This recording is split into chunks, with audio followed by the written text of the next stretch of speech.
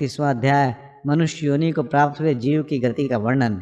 श्री भगवान कहते हैं, माता जी, जब जीव को मनुष्य शरीर में जन्म लेना होता है तो वह भगवान की प्रेरणा से अपने पूर्व कर्मानुसार देह प्राप्ति के लिए पुरुष के वीर्यकरण के द्वारा स्त्री के उदर में प्रवेश करता है। वहाँ वह एक रात्रि में स्त्री के रज में मिलकर एक रूप कलल बन जाता है, 5 रात्रि में बुद्बुद रूप हो जाता है, 10 दिन में बेर के समान कुछ कठिन हो जाता है और उसके बाद मांसपेशी अथवा अंडज प्राणियों में अंडे के रूप में परिणित हो जाता है। 1 महीने में उसके सिर निकल आते हैं, 2 मास में हाथ पाँव आदि अंगों का विभाग हो जाता है और 3 मास में नख, रोम, अस्थि, चर्म, स्त्री पुरुष के चिन्ह तथा अन्य छिद्र उत्पन्न हो जाते हैं। 4 मास में उसमें मांस आदि 7 धातुएं पैदा हो जाती हैं। 5वें महीने में भूख प्यास लगने लगती है और 6ठे मास में झिल्ली से लिपट कर वह दाहिनी कोख में घूमने लगता है। उस समय माता के खाए हुए अन्न जल आदि से उसकी सब धातुएं पुष्ट होने लगती है और वह कृमि आदि जंतुओं के उत्पत्ति स्थान उस जघन्य मल मूत्र के गड्ढे में पड़ा रहता है। वो सुकुमार तो होता ही है, इसलिए जब वहाँ के भूखे कीड़े उसके अंग प्रत्यंग नोचते हैं तब अत्यंत क्लेश के कारण वह क्षण क्षण में अचेत हो जाता है। माता के खाए हुए कड़वे, तीखे, गरम, नमकीन, रूखे और खट्टे आदि उग्र पदार्थों का स्पर्श होने से उसके सारे शरीर में पीड़ा होने लगती है। वह जीव माता के गर्भाशय में झिल्ली से लिपटा और आंतों से घिरा रहता है। उसका सिर पेट की ओर तथा पीठ और गर्दन कुंडलाकार मुड़े रहते हैं। वह पिंजड़े में बंद पक्षी के समान पराधीन एवं अंगों को हिलाने डुलाने में भी असमर्थ रहता है। इसी समय अदृष्ट की प्रेरणा से उसे स्मरण शक्ति प्राप्त होती है। तब अपने सैकड़ों जन्मों के कर्म याद आ जाते हैं और वह बेचैन हो जाता है तथा उसका दम घुटने लगता है। ऐसी अवस्था में उसे क्या शांति मिल सकती है। 7वां महीना आरंभ होने पर उसमें ज्ञान शक्ति का भी उन्मेष हो जाता है, परंतु प्रसूति वायु से चलायमान रहने के कारण वो उसी उदर में उत्पन्न हुए विष्ठा के कीड़ों के समान एक स्थान पर नहीं रह सकता।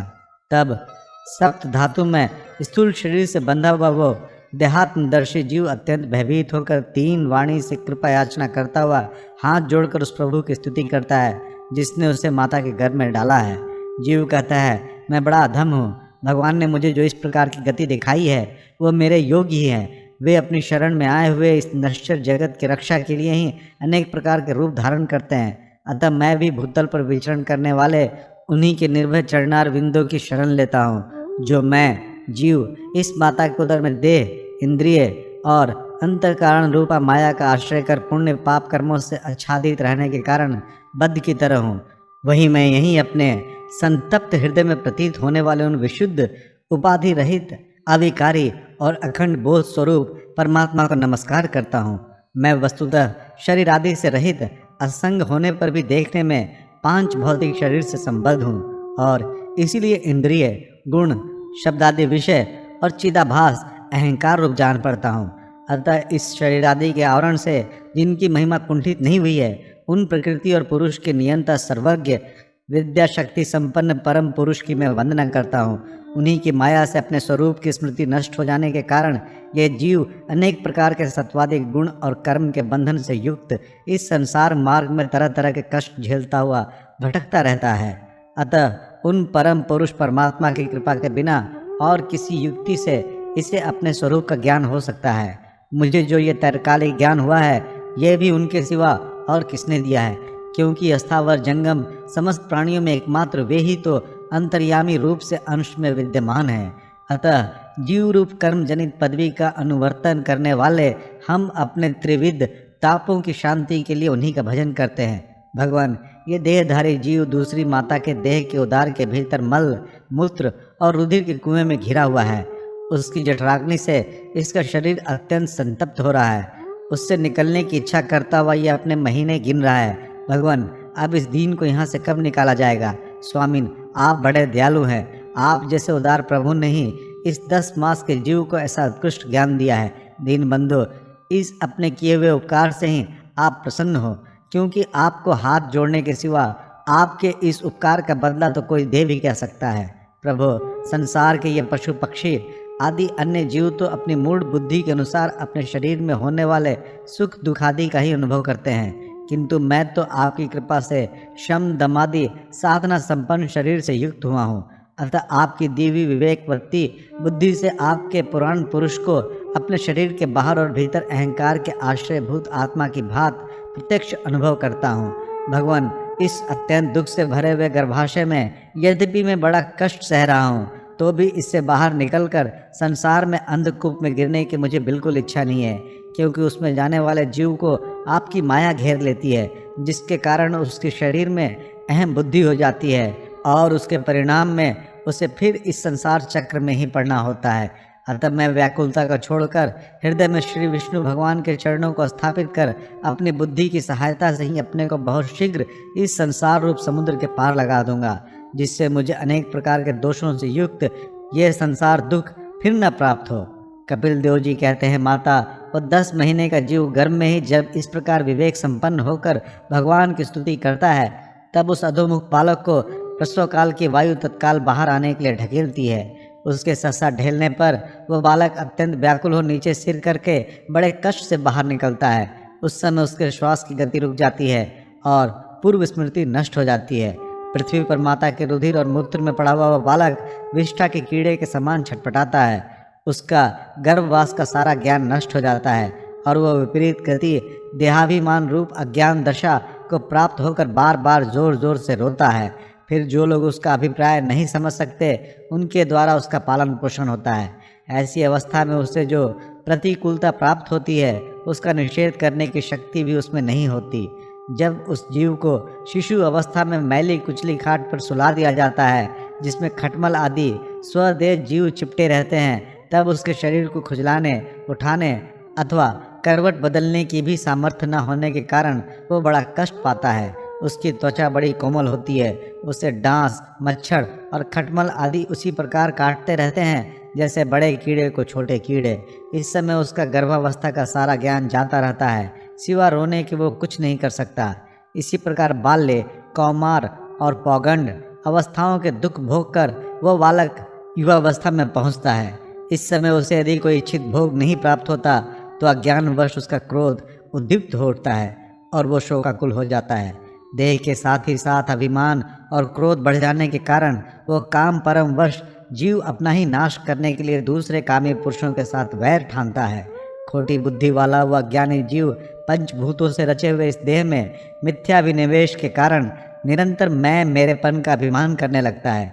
जो शरीर इसे वृद्धावस्था आदि अनेक प्रकार के कष्ट ही देता है तथा अविद्या और कर्म के सूत्र से बंधा रहने के कारण सदा इसके पीछे लगा रहता है, उसी के लिए तरह तरह के कर्म करता रहता है, जिनमें बन जाने के कारण इसे बार बार संसार चक्र में पड़ना होता है।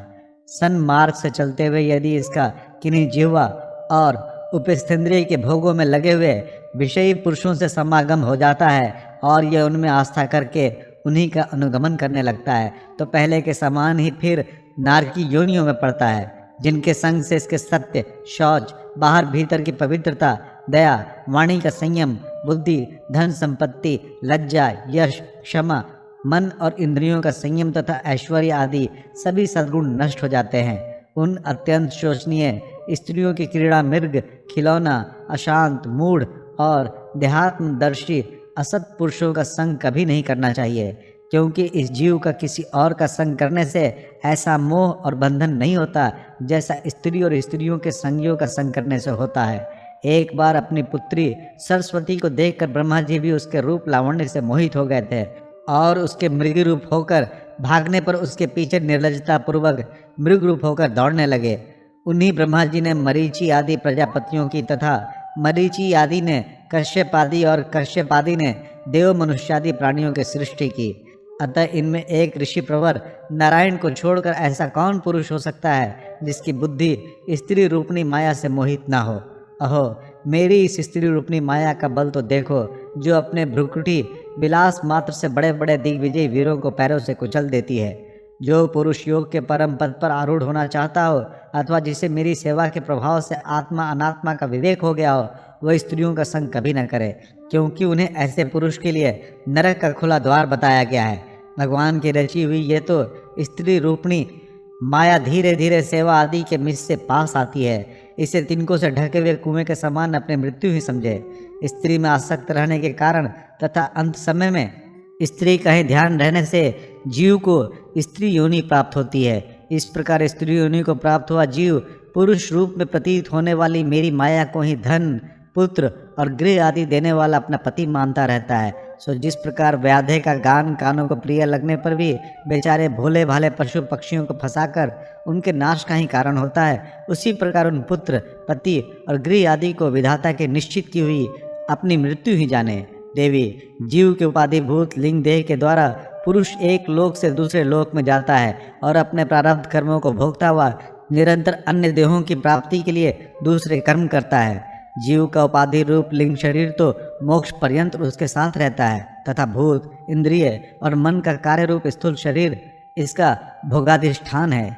इन दोनों का परस्पर संगठित होकर कार्य न करना ही प्राणी की मृत्यु है और दोनों का साथ साथ प्रकट होना जन्म कहलाता है।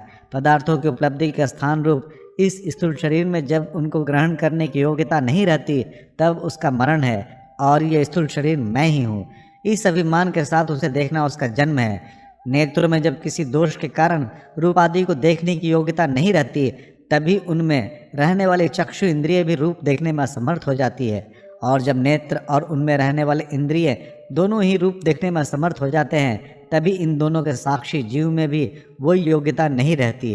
अतः मुमुक्ष पुरुष को मरणादि से भय, दीनता अथवा मोह नहीं होना चाहिए। उसे जीव के स्वरूप को जानकर धैर्यपूर्वक निसंग भाव से विचरण करना चाहिए तथा इस मायामय संसार में योग वैराग्य युक्त सम्यक को ज्ञानमयी बुद्धि से शरीर को निक्षेप धरोहर की भांति रखकर उसके प्रति अनासक्त रहते हुए विचरण करना चाहिए।